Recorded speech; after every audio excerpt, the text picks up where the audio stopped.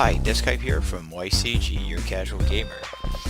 So it is time to learn how to interact with our doors using the blueprint method from Unreal Engine 4. So first off, we're going to be going through the input because we're going to add an action mapping. After that, we're going to be adding a player start over here, a trigger value, and using that trigger value, we're going to communicate with the main blueprint of the level called the level blueprint to recreate this little box shape over here that's gonna interact with our simple door blueprint that we will build from ground up together in this episode. And this is what it should look like for the blueprint part. And after that, when we're done, if you get inside the level, you're going to be able to walk up that door, press the action mapping that I'm going to show you what it is, and the door is going to open. You can now go through and you can even close the door. So let's get started. Alright, this is where we left off at the last video. So when I press play, you get inside a level and you're stuck between 3 doors and you can't interact with any of them yet, so that's pretty frustrating. So let's fix that.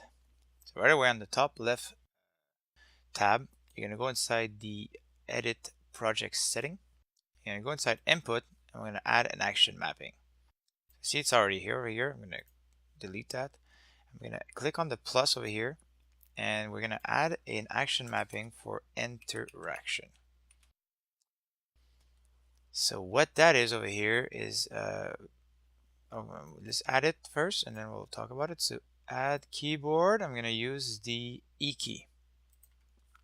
Alright, and from here we can close it. So action mapping, that just means that now you gave the engine the function to use the E key for something. Okay, it doesn't mean there's something linked to it yet, there's nothing linked. So let's link this to something. First off, I wanted to add a player start to the level. So over here, player start, just drag it in.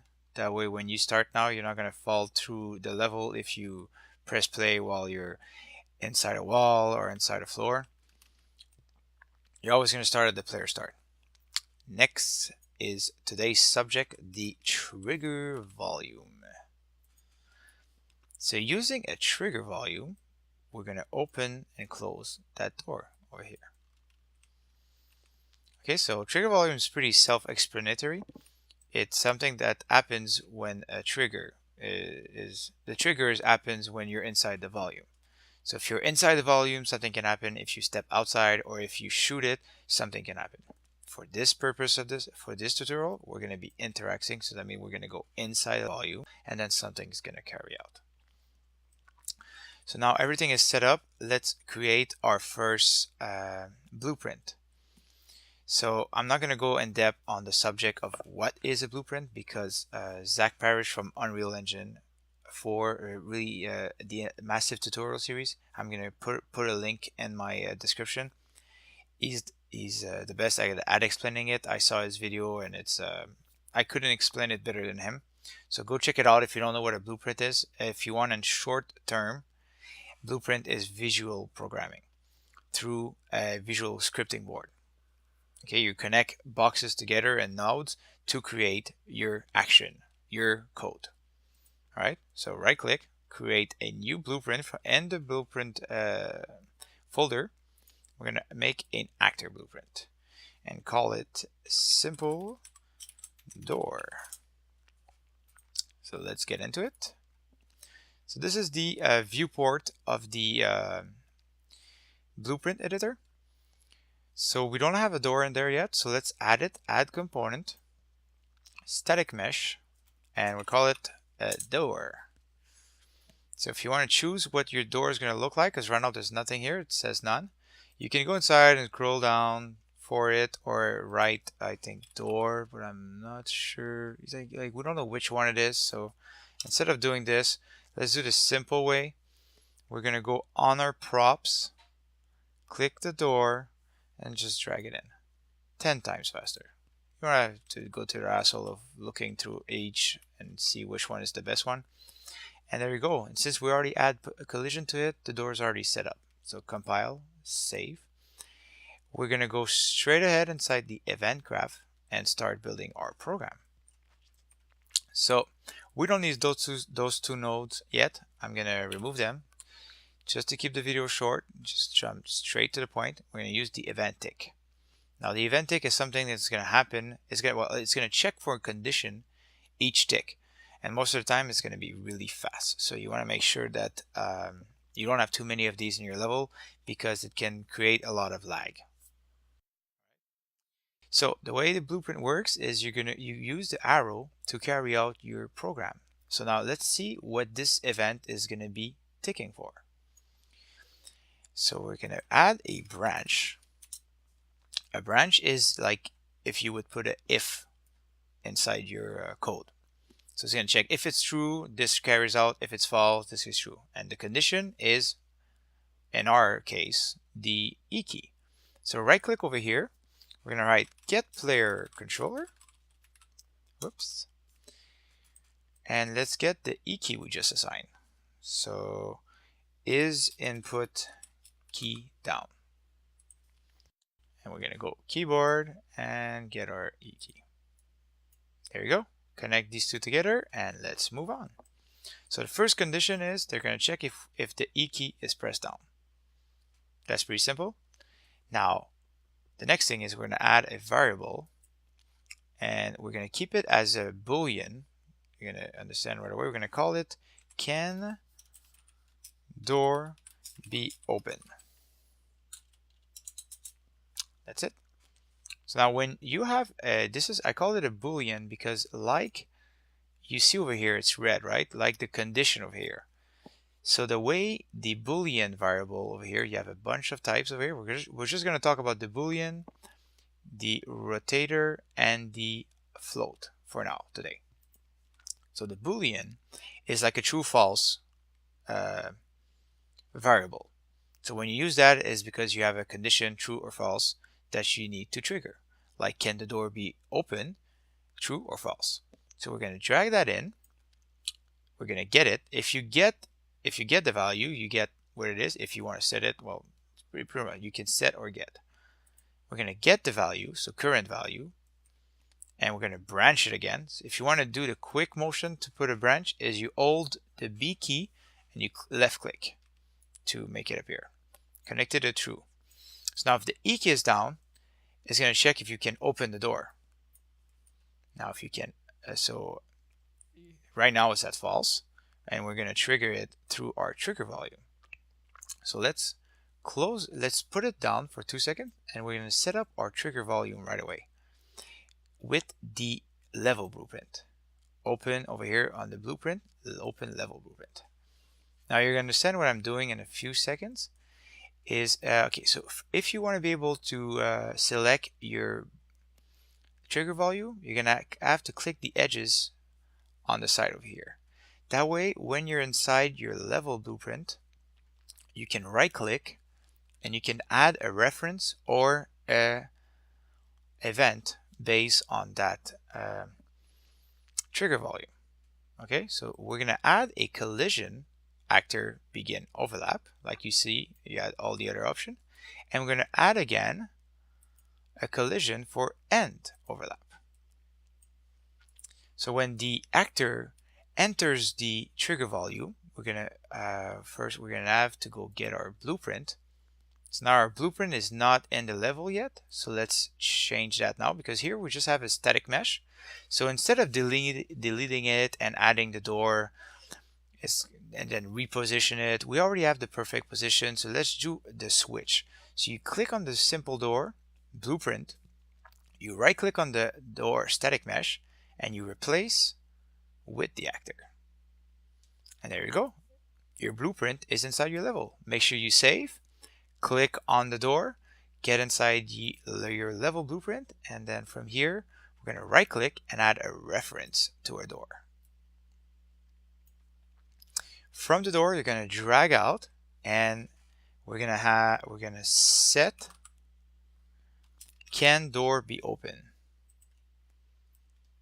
Okay, so if you're inside the volume, we're going to set it to true. So that means you can open the door. And when you exit the level, so you Control C, Control V, we're going to make it so that you cannot interact with the door. You get what I'm doing? And that's all we have to do over here. Compile, save. So the level blueprint, the difference between the level blueprint and the blueprints, the level blueprint is only like like it says, it's only good for this level. So if I would create another map, this level blueprint wouldn't communicate with this one. You couldn't get anything that's inside the level and copy it. Well, you could probably copy it inside your next level, but you wouldn't be able to communicate between the two levels. There is a way, but I'm not going to go through that today. So, and the blueprints is something that you can drag and drop in any levels. It's a script that you wrote that carries on in any level you want to use it. Okay, so let's go back inside our simple door and let's crypt the door now, because now we can open it when we're inside the trigger. So next in line, we're gonna make another variable, and we're gonna call it door status, and click enter. Another boolean, because you want to check the door status. You want to, is the door open already or is the door closed? We don't know yet. Compile, we're gonna put this one to true. Compile again. Okay, you always have to compile to see the value if you want to play with the value of your variables, or else it doesn't work. So before we play with the door status, I'm gonna add one more node, and it's called a do once. I really like using this because it's an anti-spammer. Okay, for those people that likes to press the button, the key over and over and have the door open, close, this prevents the person, the player, to do so. And it helps your program not fail. Because the faster your program runs, the more there's a chance that there's a flaw somewhere and there's a system crash. And you want to avoid them at all costs.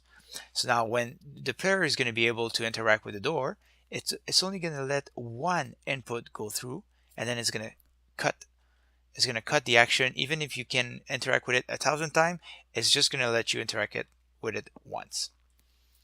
So this is very important to use. So now from here, we're going to drag the door status and we're going to set it. That way, so that what we're going to do here, copy, paste. Oops, sorry, I went ahead over here.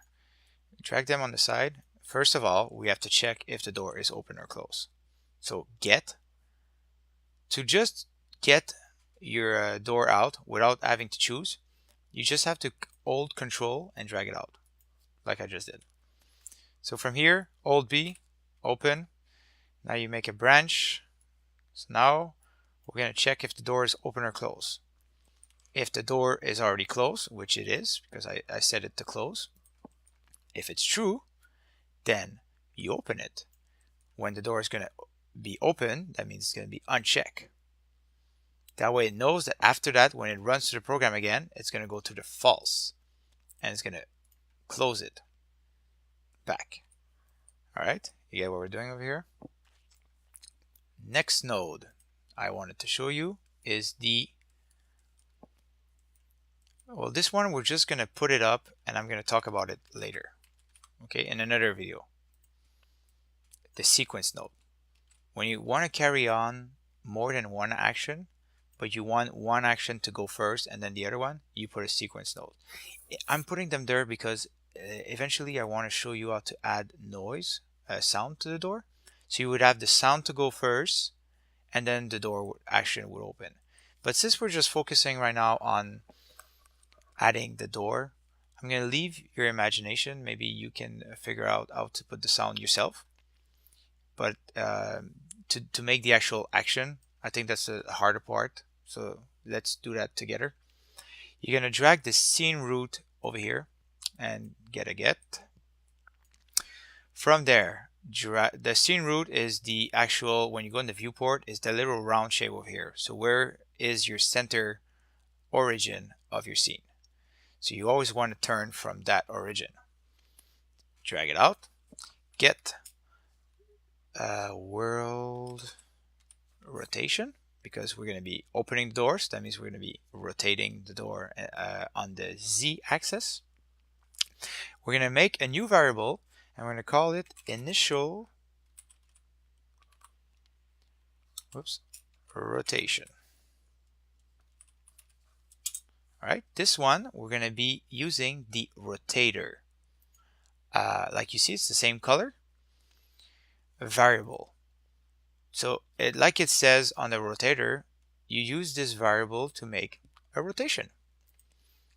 So now it has no given value. We're going to set it a new value. So doing the method I'm using, you're going to do like this.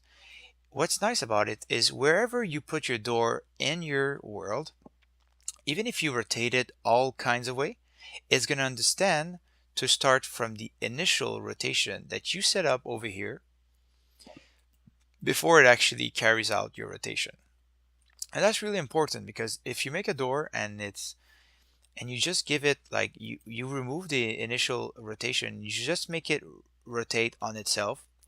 If you would have already played with the rotation, it's going to mess up where it's going to go. Whether here, it's always going to be the same value I given it. Okay, so now let's make the rotation. From here, we're going to drag it out. We're going to add a timeline over here and call it door rot. Double click on it and you get inside a new editor. There's always a new editor in Unreal called the timeline editor. And I'm not going to go through everything here because I want to keep this short and sweet.